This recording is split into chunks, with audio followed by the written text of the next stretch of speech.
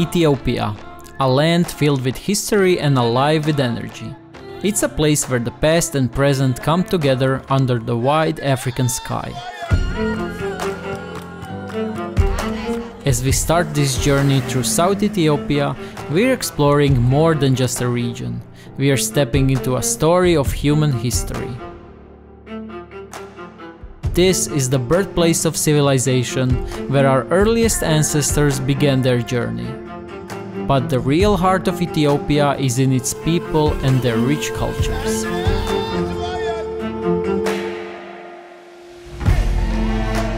Each tribe we meet is a unique part of this country's story, showing resilience, tradition, and beauty. The Dorze, known for their unique homes. Mursi, with their striking traditions. Hamar, famous for their ceremonies.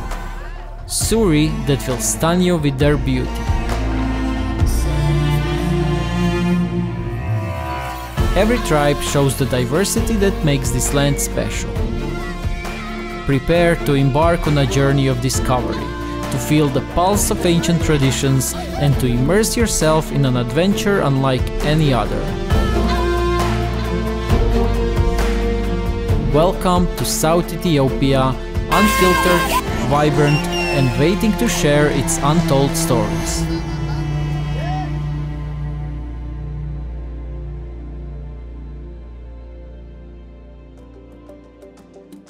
In the highlands of Ethiopia, we find the Dorze people, known for their vibrant culture and unique way of life.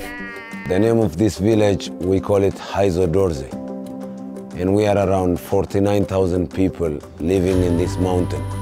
And we are famous, one for the weaving. The clothes are made by the weaving, the houses are made by the weaving, and you see all the pens, which is made by the weaving. The Dorze are famous for their distinctive houses, resembling giant beehives.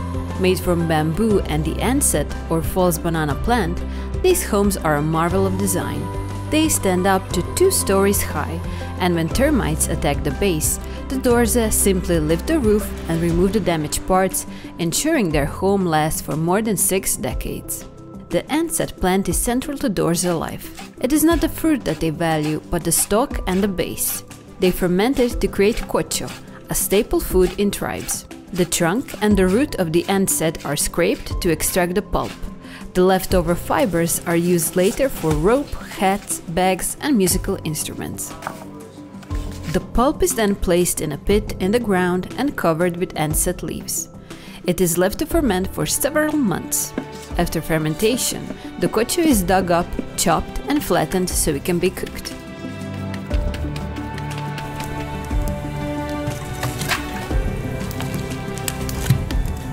Kocho is eaten with honey and chili, and we had an opportunity to try it. How is it? Spicy. I think the honey was better because the red one burns my tongue. We also tried a traditional drink, something like moonshine. Yo yo yo yo yo yo yo yo! Yo yo!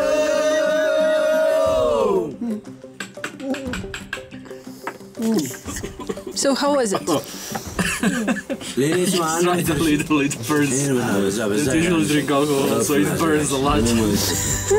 So Dorze means the weaver. The women spin the cotton, but the men are the ones doing the weaving. The 3 significant colors that they use in making covers and fabrics are the black, like their skin, symbolizing strength and heritage, the red for blood, representing life and community, and the yellow for brides, a symbol of hope and the future. Though once formidable warriors, today the Dorze spirit is seen in their enduring traditions and the pride they take in their cultural heritage. We use the shield and a spear. And that spear before we use it for the hunting. Now in this time we don't hunt anymore. Everything is peace. So the spear we use it only for the dance as well. As we explore their world, we see more than just customs. We see tribes' joyous and communal spirit in song and dance.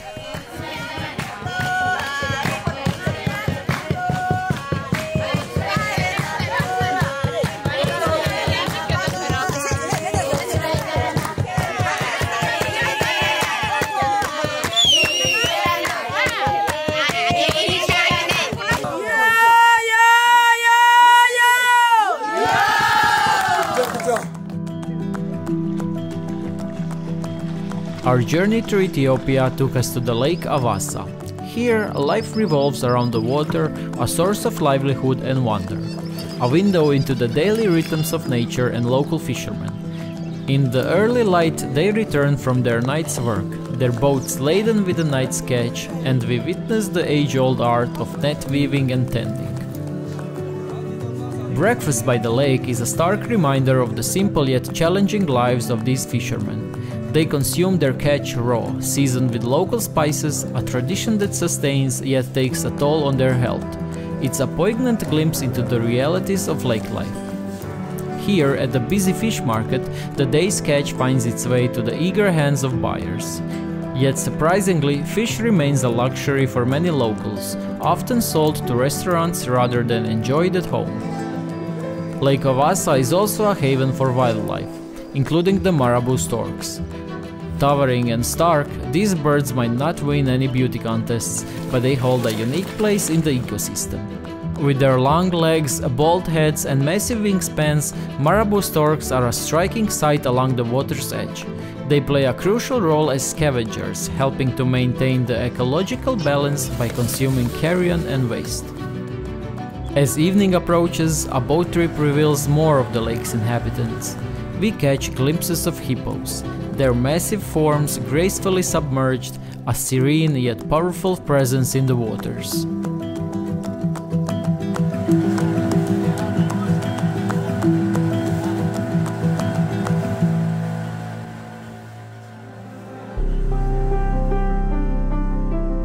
In the southern highlands of Ethiopia, we find the Konso Tribe, a community rich in culture and history. The Konso have lived on these lands for centuries, creating a life that's in tune with the challenging terrain. Welcome to visit Konso because Konso, we are one tribe and total population around 400,000 people live here in Konso. And these 400,000 people will live separately in 42 villages. So this village now we call Gamole. There is 5,000 people live in that village. The Konso cultural landscape is acknowledged by UNESCO for its unique and sustainable agricultural methods and its well-preserved fortified villages. Konso villages are also known for their impressive stone walls, which serve both defensive purposes and help in controlling soil erosion. The villages are laid out in well-planned paths, leading to a central area that forms the heart of the community, where they held gatherings and ceremonies. A notable tradition involves young men around 18 years old throwing a stone over their heads. If they do it successfully, it shows they are ready to get married. Guess who tried themselves in this tradition? Yeah! Yay! Alan is now ready to get married, but others weren't that successful. Oh, come on! No! See you when I get matured. Konso area, it's not suitable. It is hard to farm, but our people, they use this terrace more than 600 years to keep soil, water conservation, again to harvest the water. The Konso are also celebrated for their unique wooden totems, or wagas. They carve it honoring important events and respected community members. Among the Konso people, weaving is a revered art, traditionally practiced by men who skillfully transform homegrown cotton into textiles. These handcrafted fabrics, rich in cultural motifs, are not just essential in daily life, but are also a symbol of the tribe's enduring heritage and craftsmanship.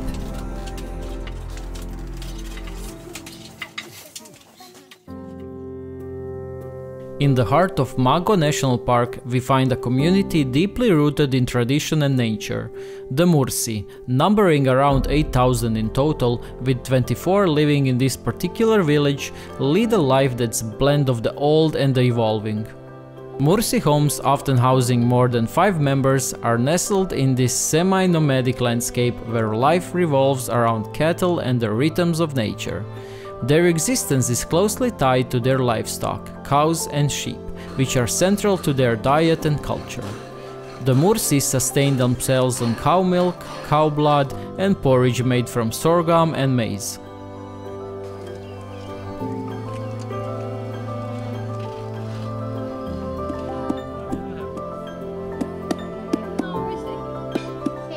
One of the most captivating aspects of Mursi culture is the tradition of lip plates among women. Beginning around age 8, girls embark on this journey of lip stretching, a symbol of beauty and readiness for marriage. This practice, however, is slowly evolving, with some now choosing ear piercing instead. For a Mursi woman, the lip plate is not just an adornment. It's a mark of identity, influencing her bride price, traditionally measured in cattle, and, at times, a Kalashnikov rifle. A groom often pays a bride price of 38 cows and Kalashnikov rifle to the bride's family. Face painting is commonly used during important ceremonies and rituals. It serves not only as a form of beautification, but also as a spiritual and cultural expression. They use clays and ash to create colors. They painted dots and lines on our faces and animal-inspired shapes. We were honored and loved our new looks.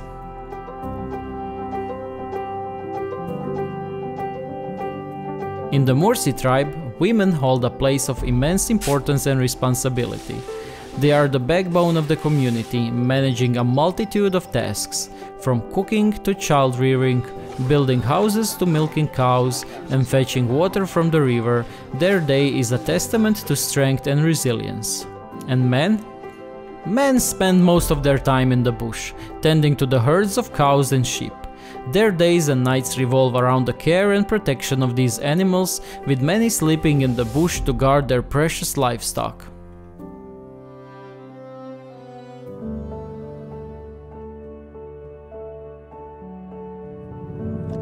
Residing in the southern regions of Ethiopia, the Ari are one of the largest tribal groups, known for their peaceful nature and fertile farming lands.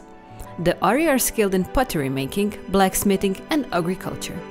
In their villages, you'll notice two distinct types of houses: square ones for the children and circular ones for the adults.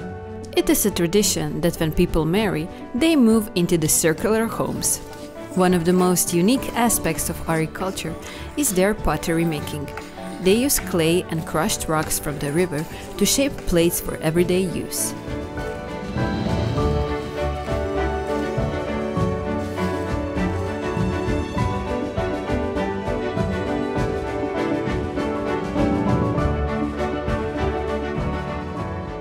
I tried making a plate myself, and let's just say, it's a craft that demands a lot of patience. It is a bit hard, because I don't know what I'm doing. My plate definitely won't be used for serving dinner. Their farming lands are rich and diverse, growing everything from barley and sorghum to maize, onions and sweet potatoes. These crops not only feed them, but are also ingredients in their unique morning coffee, a blend of coffee leaves, onion, garlic and spices. It is an acquired taste, quite spicy and unlike anything I've tried before. During our visit, we were embraced by the Ari's warm hospitality. Two girls even offered to braid my hair in their traditional style. It was more than a hairstyle, it was a welcoming gesture into their community. So, what do you think of my new look?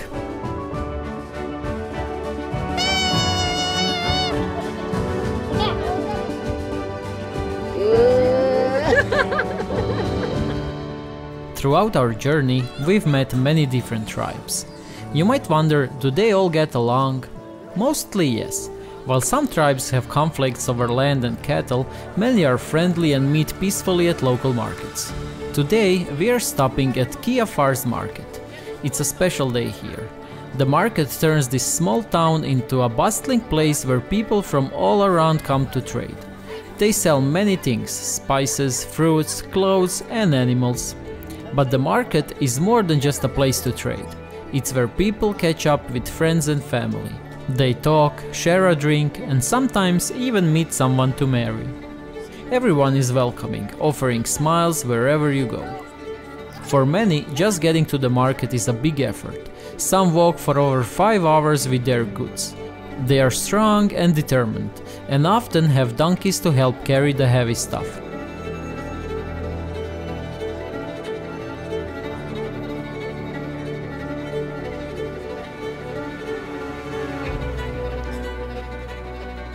From the lively market of Kiafar, our journey continues. leading us toward the unique world of the Hamar tribe. Hamar, they are one ethnic group in Omo Valley. The population now is around 94,000. Our guide Oito was born in a Hamar tribe in this village. He now lives in a city but comes 2 to 3 times a week to visit his family and his wife. I'm grew up in here, in these places.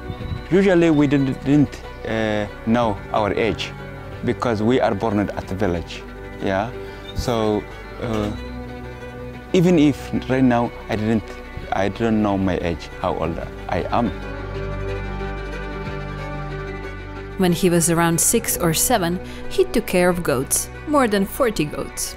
I remember I go bush with my uncle, yeah, and then after he showed me some places, and then I go alone with animals.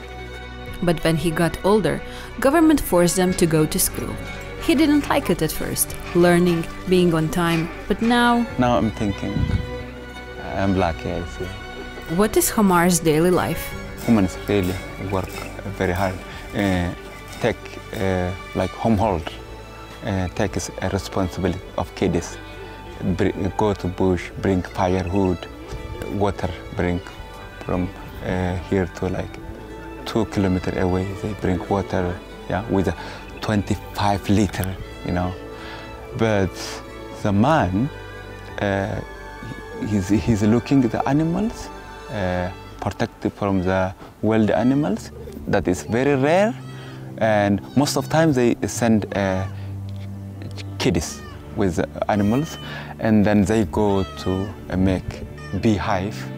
Hamar is both nomadic and pastoralists, because this place is permanent. Okay, they never move. But when it's a dry season, young people go with animals from the place to the place, looking at water and grasses. Hamar women have different hairstyles depending if they are married or not. Unmarried women can do whatever hairstyle they want. They can shave it, leave it long. But married women braid their hair and put red clay on it. Hamar is a polygamy tribe. The first wife wears 3 necklaces, while second or third only 2.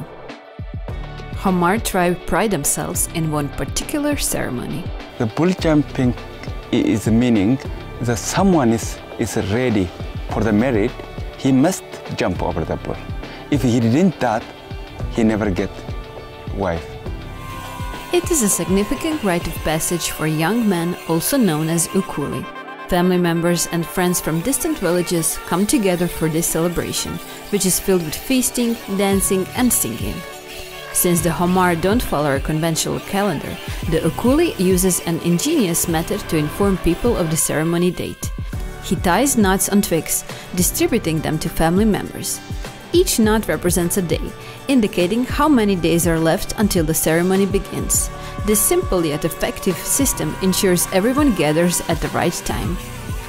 It's a time of joy and pride for the entire tribe, as they witness the ukuli's passage into manhood. In the ceremony, the ukuli is running and jumping over a line of bulls, lined up side by side. This is not a one-time leap. The ukuli must successfully run across the back of the bulls 4 times without falling.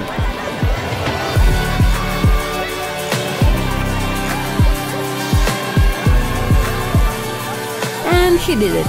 Our ukuli has become a man. From the vibrant culture of the Hamar, our journey takes us to 2 more of Ethiopia's fascinating tribes, the Karo and the Nyangatom. Each, like Hamar, has its own unique customs and traditions that paint a vivid picture of life in the Omo Valley. First, we encounter the Karo Tribe, renowned for their elaborate body painting and artistic expression. Living along the banks of the Omo River, the Karo are a smaller tribe but stand out with their striking use of white chalk, charcoal and ochre to create intricate designs on their bodies.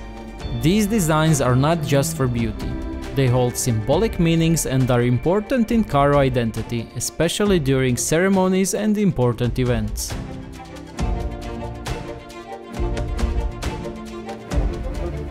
Moving deeper into the valley, we meet the Nyangatom, whose name means strong like an elephant. The Nyangatom are pastoralists, herding cattle much like the Hamar, but they are also skilled agriculturalists, adapting to the harsh environment of the region. Their society is structured around family and clan alliances, which are crucial for their survival. Both the Karo and Nyangatom share a deep connection with the land and the Omo River, which sustains their way of life.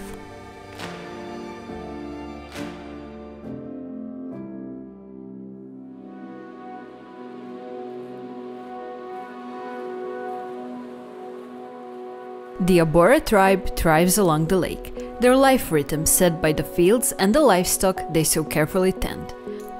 They grow sorghum and maize on these fertile fields, and they depend on cows and goats. In this community, livestock aren't just animals, they're wealth more valuable than money itself.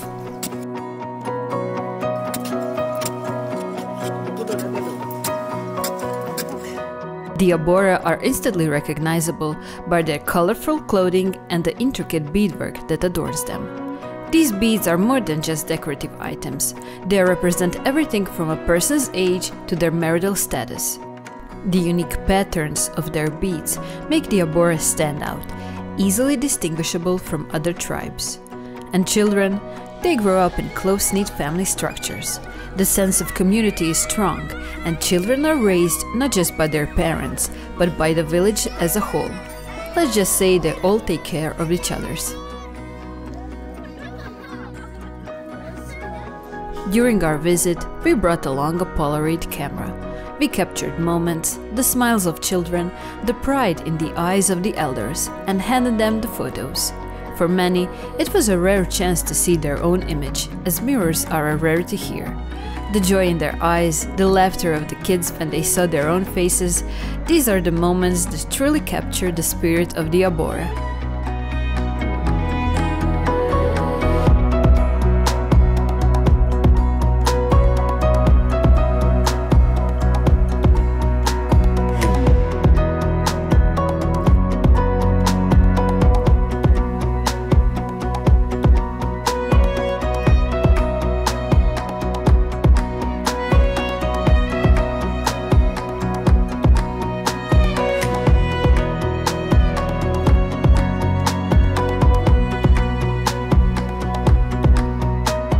After visiting the Abore, we continue our journey deeper into Ethiopia, heading towards the Suri Tribe. Reaching them is an adventure itself, a 7-hour drive on rough, unpaved roads that twist through the landscape. Deep in southwestern Ethiopia, the Suri Tribe lives in a land that tests resilience and demands strength. They are known for their pastoral way of life, skillfully tending to their cattle and upholding traditions that have been passed down through generations. In this remote corner of the country, the Suri have created a life that's in tune with the challenging terrain, maintaining a culture that's as robust and enduring as the land they call home. We were greeted by the warm smiles of children, with their faces painted in unique designs. Face painting is a way of life, a playful yet meaningful expression even from a young age. The kids looked proud with their colorful designs. They wear it with a sense of pride, adding flowers for a touch of natural beauty. In the Suri community, artistry is carved into the skin. Women take part in the art of scarification, a practice where the skin becomes a canvas of raised patterns, meticulously created with thorns. Though the process is delicate and demands endurance, they're an elaborate part of local culture and signify everything from beauty to adulthood, or even, in some cases, are simply a mark of belonging. As the village awakens, the Suri men engage in a unique ritual with their cattle. At dawn, they light fires, the rising smoke serving as a signal that gathers the cows to a central location and as protection from flies and mosquitoes. Here, surrounded by the comforting haze, men and children spend their day tending to the herd.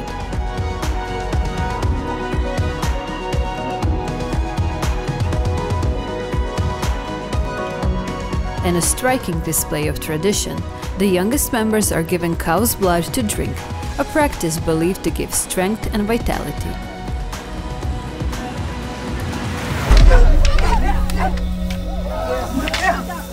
The stick fighting ceremony, known as Donga, is a major event in this tribe. It's not just about showing strength, it's a way for young men to prove they're ready to be adults. Before the fight starts, the men get ready. They go to the river to wash. This is a way to clean themselves and to get mentally prepared. Then they paint their bodies. The paint isn't just for decoration, it shows which family they belong to and their role in the tribe. The ceremony starts with lots of dancing and singing. Everyone in the tribe comes to watch and cheer. The fighters start with pretend fights, showing off their skills. But then the real fight begins. It's intense. The men, armed with long sticks, have to be quick and smart to win.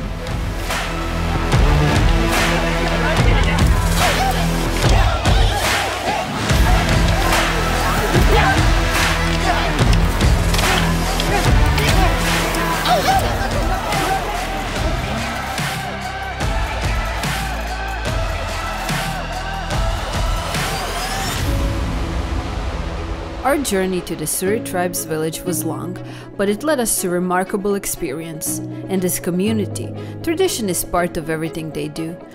From the early morning cattle rituals, to the meals they share and the art they create on their bodies, every part of life here is deeply connected to their culture.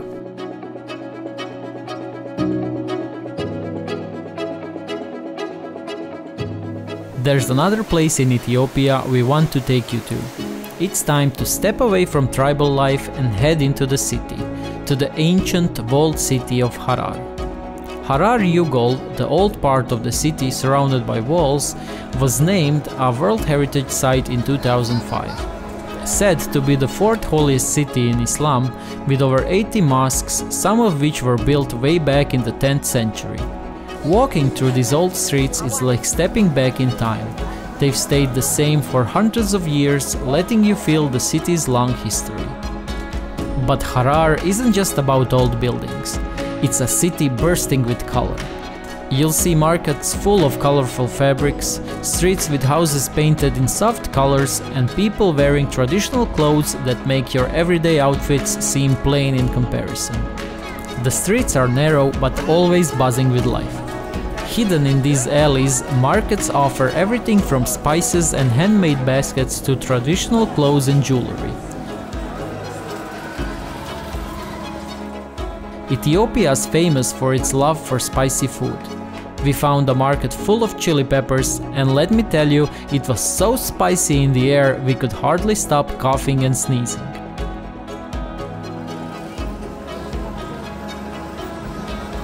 These winding streets weren't just made to look good, they were designed to protect the city from invaders long ago. Did you know Harar is also famous for its coffee? The Harar region grows some of the best coffee beans in the world. They're known for their rich and fruity taste. Coming to Harar and not trying the coffee would be like going to Italy and not eating pasta. In the evening, as people finish their day's work, the area around the city gates of Harar becomes a lively market. It's completely different from the quiet morning. Hundreds of people come together to browse around the market. It's the perfect way to see the day-to-day life of Harar.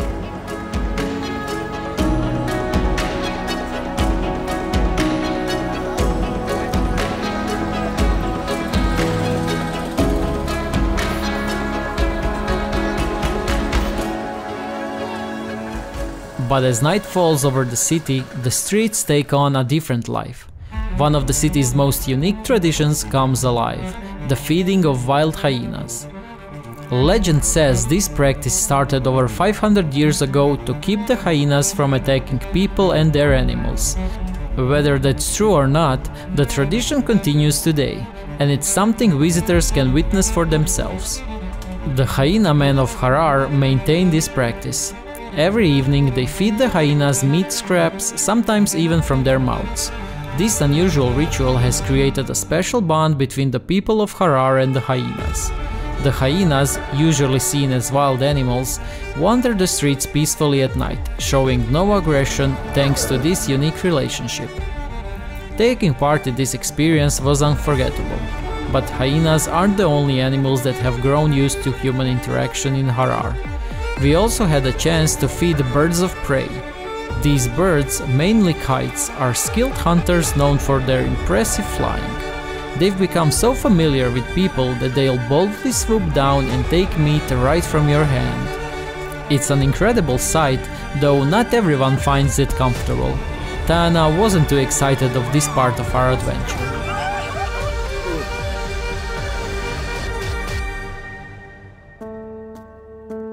From the moment you step into Ethiopia, you'll notice something common.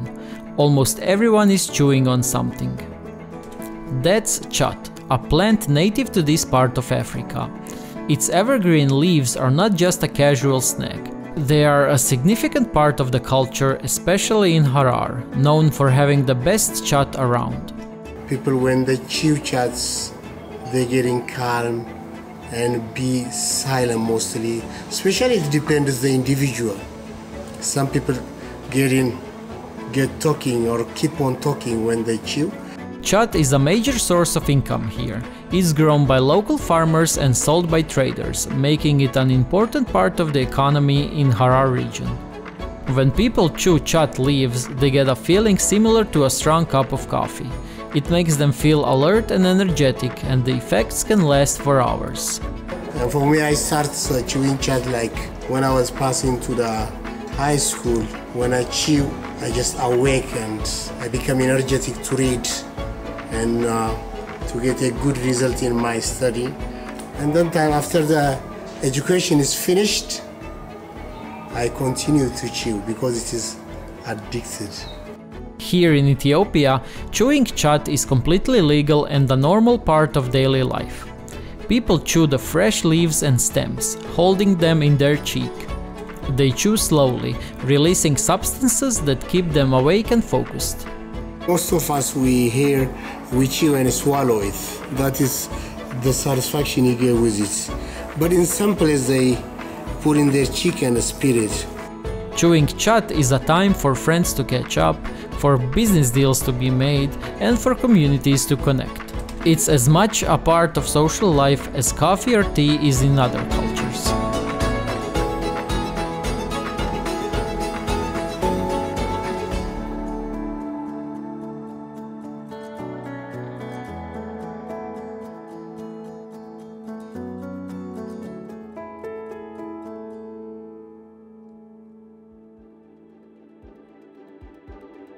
Our journey through Ethiopia has been an eye-opening adventure, taking us far beyond the familiar.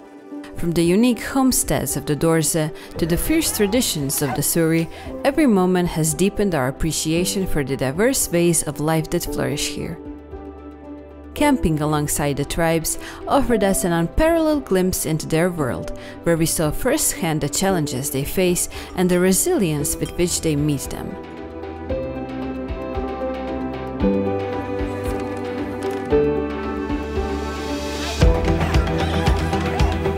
Witnessing the rites of passage, where boys step into manhood, and recognizing the vital role women play in holding their communities together, has been profoundly moving.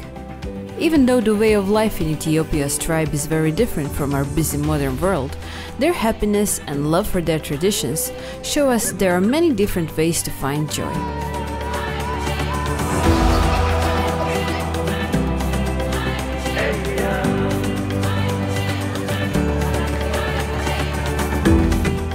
As our journey ends, we take with us more than just memories.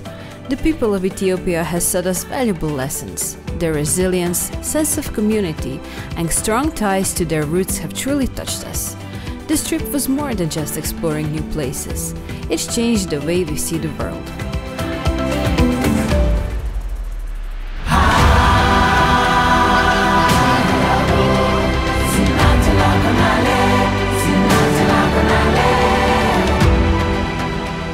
Until we meet again, remember to explore, dream, and discover the wonders of this world.